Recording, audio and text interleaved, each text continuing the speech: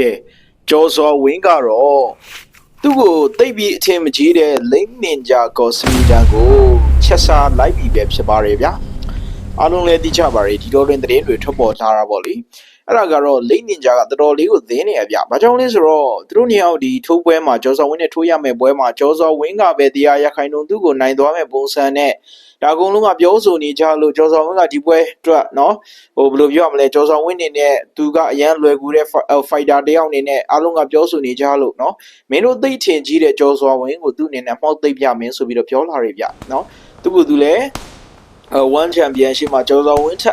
်အများကြီးအတွေ့အကြုံပိုရှိသလိုကျော်စော်ဝင်းကအခုမှတပွဲပဲထိုးသေးတယ်သူကနော်အများကြီးထိုးခဲ့ဘူးပြီး7ပွဲတောင်ထိုးခဲ့ဘူးပြီးဗျာone friday fight မှာကျင်းလင်းနေရကြပြီဒီပွဲကိုကျော်စော်ဝင်းကိုအနိုင်ရတာနဲ့စားချုပ်ကြီးရပြီဆိုတော့သူ့အတွက်ကပုံမူပြီးတော့လမ်းကြောင်းရှိတယ်နော်ကျော်စော်ဝင်းကိုကြတော့ဘယ်လိုပြောမလဲကျွန်တော်တို့တန်မန်ကျွန်တော်ကျော်စော်ဝင်းကကောင်းတယ်လို့ကျွန်တော်ပြည်သက်တွေနဲ့နော်ကျွန်တော်ပြည်သက်တွေကမြင်လို့သာတန်းစင်တို့အနေနဲ့လိမ့်နင်ဂျာနဲ့သွားထိုးမယ်ဆိုရင်ဗျာဒါလုံးဝကိုအညွတ်ချိုးအောင်လုပ်တယ်လို့ကျွန်တော်အနေနဲ့ပြောလို့ရတယ်ဗျာကျော်စော်ဝင်းကအခုမှone champion ရှိမှတပွဲပဲထိုးသေးရဗျာအဲ့ဒါကိုလိမ့်နင်ဂျာလို့one champion ရှိမှတကယ်ဥမာအတွေ့အကြုံရှိပြီးသား fighter နဲ့နော် one champion ရှိကပွဲပြင်ပေးတယ်ဆိုတာစဉ်းစားကြည့်ကြနော်မြန်မာ fighter တွေကိုအခွင့်အရေးသာပေးတာတယောက်ပြီးတယောက်အညွတ်ချိုးအောင်လုပ်နေတာဒါမဲ့ကျော်ကြီးမာက feathers ကျင်လို့နောက်ခံကောင်းကောင်းရှိတာဖြစ်တဲ့အတွက်တော်သေးတယ်လို့ကျွန်တော်အနေနဲ့ပြောလို့ရတယ်ပြီးတော့ဒီပွဲမှာဗျာကျော်စော်ဝင်းက weightနော်အလျှော့ပေးရတယ်ပေါ့ဗျာလိမ့်နင်ဂျာက135ပေါင်မှာထိုးမယ်ဆိုတော့ကျော်စော်ဝင်းကနော်ရှေ့ပွဲတုန်းက138ပေါင်မှာထိုးတယ်ထိုးတော့အခုလိမ့်နင်ဂျာသဘောတိုင်းလိုက်ရောပေးခဲ့တယ်ပေါ့နော်လိမ့်နင်ဂျာကလည်းဒီလနော်ဖေဖော်ဝါရီလ3ရက်နေ့မှာပဲနောက်ဆုံးပွဲထိုးခဲ့တယ်ဆိုတော့လေ့ကျင့်ပြင်ဆင်ချိန်ကတော့ကျော်စော်ဝင်းပုံများသလိုနော်များတယ်ဆိုပေမဲ့လည်းရက်လေးပဲကွာတာပေါ့နော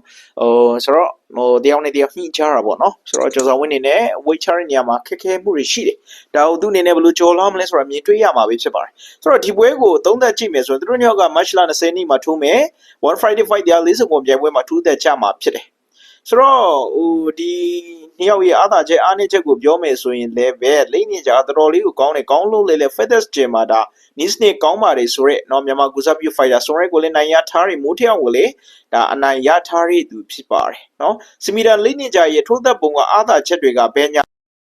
ာလက်ဒီပါဝါပြင်းတဲ့ low kick body kick တွေကောင်းတယ်မာကုန်ခန့်နိုင်အားလေးရှိတယ်နော်အပြင်ဒါအဲ့ဒီရှိတဲ့အပြင်ကိုမှနော်မထင်မှတ်ထားတဲ့ခြေခံချက်တွေကိုပါထုတ်သက်ပြီးပွဲချိန်ဖြစ်ရုံးနိုင်တဲ့ကစားသမားဖြစ်တယ်အားနည်းချက်ကကတ်ချနေတတ်တယ် fist cut တွေမလုံးဘူးတိုက်စစ် fighter ကစားတဲ့ကစားသမားဆိုပေမဲ့ body movement တွေကဒါနှီးတယ်လို့ကျွန်တော်အနေနဲ့အရင်မြန်မနေဘူးလို့ကျွန်တော်ကိုယ်ပိုင်မြင်တာပေါ့နော်ပြိုင်မက်ကနေပြီးတော့ threat နော်ဖိအားပေးပြီးတော့ထိုးတဲ့အခါမှာနော်ပြသွားတတ်တာကိုတွေ့ရတယ် clinch mind လေးအားနေတယ်နော်ဒါကျွန်တော်အမြင်ကျွန်တော်ပြောတာနော်ကျော်စော်ဝင်းကတော့မိတ်ဆက်ပေးဖို့လိုမေတော့မချင်တော့ပါဘူးเนาะထိုင်းတွေလည်းတီးပြီးခုမြန်မာတွေတနိုင်ကလုံးကတော့တီးပြီးသားเนาะဆိုတော့ဝမ်းမှာစူးစူးပေါင်းတပွဲထိုးတယ်အဲ့ဒါကတော့အားနေချက်ပေါ့เนาะတပွဲပဲထိုးရသေးတယ်ပေါ့เนาะတပွဲထိုးတပွဲနိုင်ဆိုတော့တော်တော်လေးကိုဒါစမီတန်နဲ့ရှင်တော့မှတ်တမ်းကတော်တော်လေးကွာဟနေတယ်ဆိုပေမဲ့လည်းကျော်စော်ဝင်းကone champion ရှိမှတကယ်ဥမာအလားလာကောင်းတဲ့မူကာစီတိုကိုအနိုင်ပိုင်းလိုက်တာဖြစ်တဲ့အတွက်ပုံစံကောင်းပြထားတယ်ဆိုတော့တပွဲပဲထိုးတတ်ရပါမယ်ပြည်သက်တွေအချစ်ကိုသိမ်းကြုံထားတာပါကျော်စော်ဝင်းအားသာချက်ကဘယ်ညာလက်တီသွဲလုံးနဲ့အင်မတန်ကောင်းနေဗျ boxer skill မိုက်တယ် body movement နှုံးလက်တီအထွက်နှုံးမြန်ပါတယ်ပွဲချိန်ပြည့်ချီရုံးနိုင်တယ်လို့တက်လုံအပြည့်ရှိတဲ့ကစားသမားဖြစ်တဲ့မာဂုံခန္ဓာကြီးအားလေးအတန်တိတ်ကောင်းမွန်တဲ့ကစားသမားဖြစ်ပါတယ်အားနေချက်က hit kick တွေ low kick ပိုင်းတွေနော်ကျွန်တော်အားနေရတွေ့ရတယ်ပေါ့နော်ဆိုတော့ clinch ပိုင်းအားနေသေးတယ်မွေးထိုင်းစစ်ထိုးသက်ဟန်တွေဖြစ်တဲ့နော် elbow တွေတရောင်ရက်ချစ်တွေကျော်ကြီးစီမှာကျွန်တော်အပြည့်အဝမမြင်ရသေးဘူးဒါလေးပွဲမလုံလောက်သေးတာလားမသိဘူးเนาะဆိုတော့ဒီပွဲမှာမြင်ရဖို့မျှော်လင့်နေပေါ့နော်ဒီလိုလိုအပ်တဲ့အပိုင်းတွေသာတေချာထပ်ဖြည့်ထားမယ်ဆိုရင်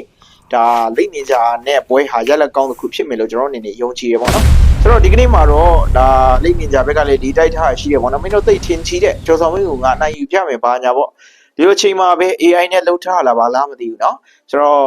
့လိတ်ကိုစားပြတဲ့ကျော်ဆောင်ဝင်းရဲ့ဗီဒီယိုဖိုင်က online ပေါ်မှာအရောက်မှာပြတ်နှက်နေရပေါ့เนาะလူပြောများနေရလေးဖြစ်ပါတယ်ဆိုတော့ကျော်ဆောင်ဝင်းနဲ့เนาะလိတ်နေကြတော့တယောက်နဲ့တယောက်လေးတိုင်းနေကြပြီအမှန်ကန်ချင်းဖို့ပဲချမ်းပါတော့တယ်